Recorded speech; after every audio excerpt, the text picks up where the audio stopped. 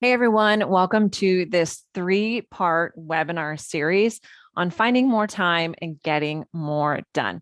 This webinar is designed for attorneys. I'm a life and career coach. I work exclusively with lawyers. However, I do believe that the tactics and approaches that we're going to talk through in this webinar will work for anyone in any profession. My name is Autumn Noble. As I said, I'm a life and career coach, and I work exclusively with lawyers to help them find more time, get more done, find more balance, and create a career that's more in alignment with what they were hoping practicing law would actually be like.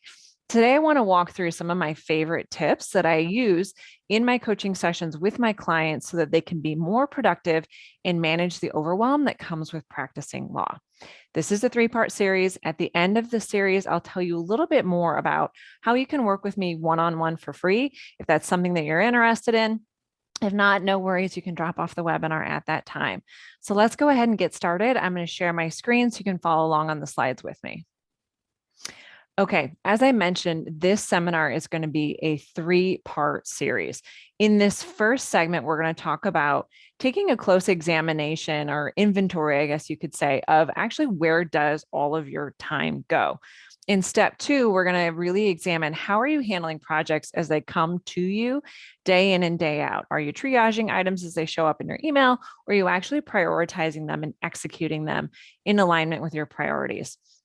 In the third part of the series, we're going to dig into one of my absolute favorite tools for managing that to-do list and managing your calendar so that we can prevent overwhelm and prevent working more than we want to.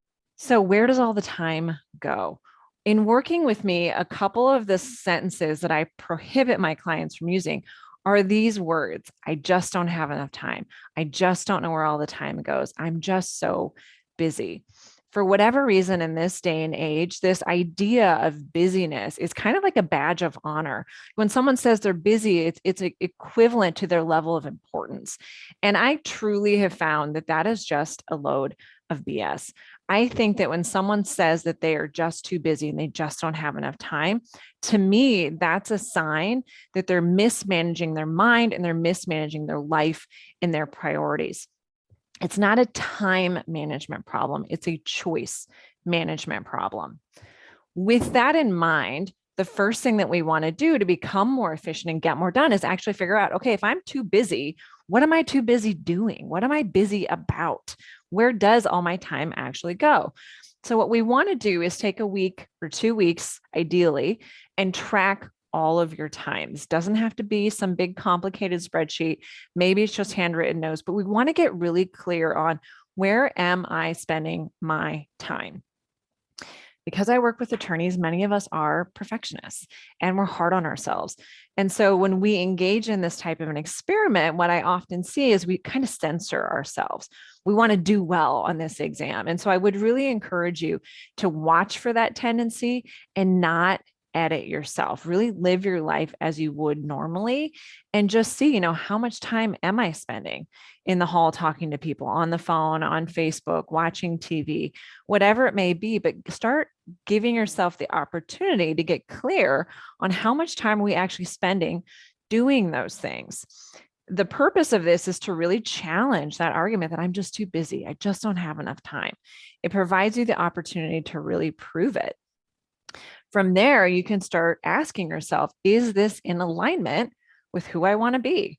Because truly, the choices that you're making and where you're choosing to spend your time is an expression of your priorities.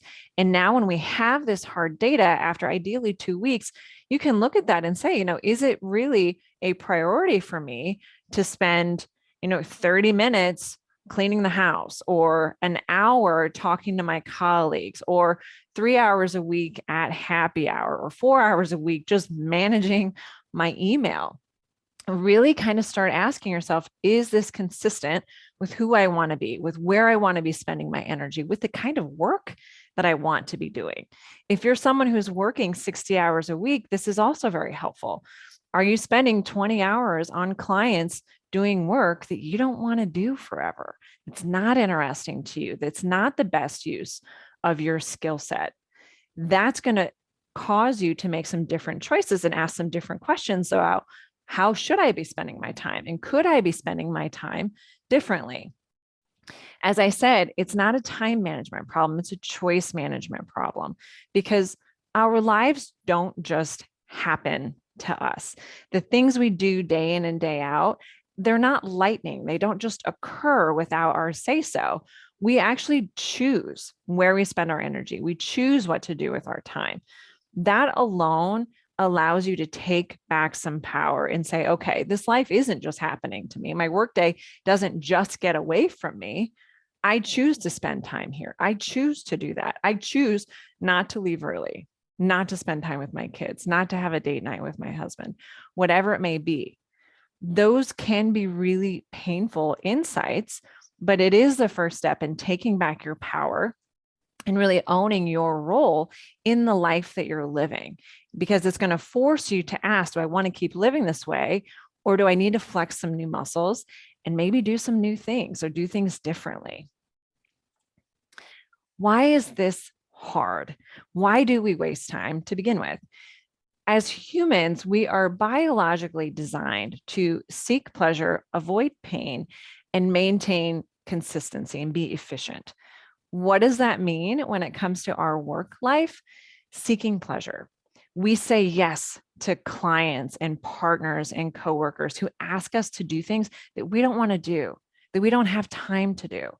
But we say yes because we're chasing those feel goods. We want that affirmation. We want to please them. We want to make their day. Those are the things that we chase. In the background, we've got all these horrible projects for clients that we don't like, substantive areas of law that we might not be interested in, maybe partners that we don't like. Those things are all over here in the closet behind the closed door that we don't want to deal with because we're avoiding pain, because biologically, that's what we're designed to do. So we ignore those things and we go over here. We say yes to things that we don't have time for. We lose time on Facebook because that's fun. That's another feel good that we can chase. This pattern is something that we sort of create and we live in, and we don't even realize that we're living in it. Now, add to that the fact that our brain is designed to be efficient and we've created a pattern. We're going to continue to run this pattern of seeking feel goods and avoiding the things that don't feel good over and over and over again, because our brain has realized, okay, this is something we're going to continue to do. Let's move that to the top of the list and keep executing on that pattern. It's part of who we are. It's why changing this loop and pattern is hard, because those neural pathways, they just fire, right? That's how we've been operating all along. It's going to take work to make a change. One of the ways that we can invest in making a change and realize that a change has to happen is because this pattern of seeking the feel goods and the easy projects, the low hanging fruit, avoiding the big, nasty, hairy projects, that pattern creates this logjam that we all know and are familiar with. One day you wake up and you've got way too much work on your plate. And that really big project for that really important, horrible partner or that really important, horrible client is suddenly due tomorrow. And we realize we have put this off and put this off. These big, important things we've just been avoiding. And suddenly everything kind of blows up from this logjam. So we have to kind of see the consequences that happen when we don't invest in changing the pattern.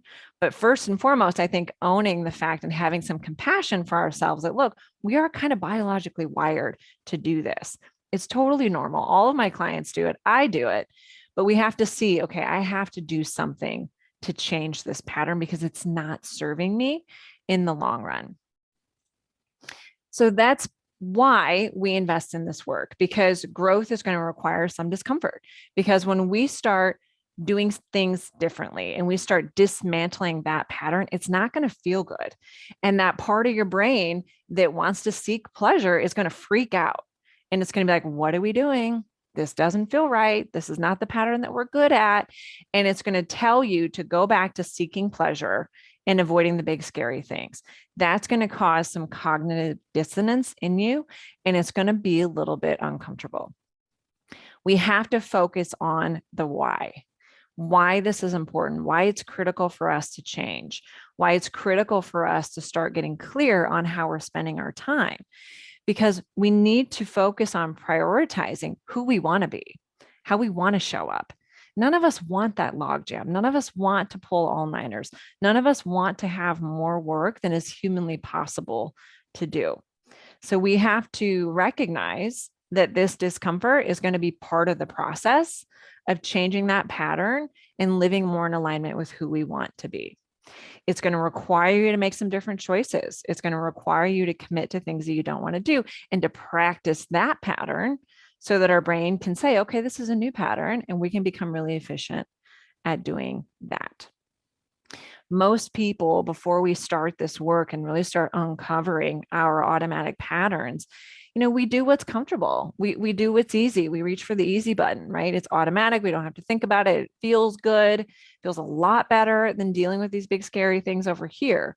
And so to create a different future, we have to start learning different routines. So the most important piece of this is really owning your investment in the discomfort to create a different pattern moving forward.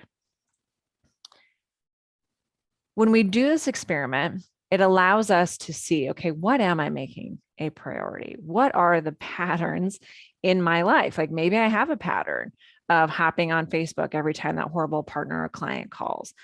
We can see where we are spending our time and ask, is that how I want to be spending my time?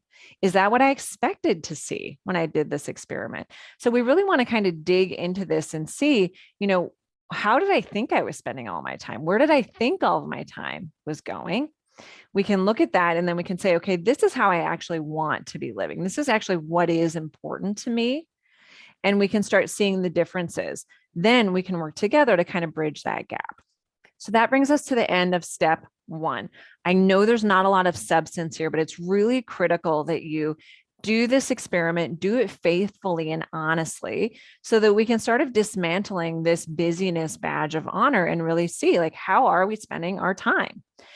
In addition to that, I hope you've gotten some clarity around why we waste time, why it's so persuasive to do all of these low priority things than the big, scary, high priority things that might be waiting for us in the background. That awareness can allow us to have some compassion for why we do this, but that awareness also allows us to see, like, well, why is it so appealing for me to continue to do that? And why is it hard for me to change? Once we have that information, once we have that data, we can start asking ourselves, is the way I'm choosing to spend my time in alignment with my priorities? And if the answer is no, how do I want to be spending my time? What would those priorities look like? In the next segment, we're going to talk about how you're handling things that pop up day to day now that we have some clarity around our priorities. I will see you in the next segment.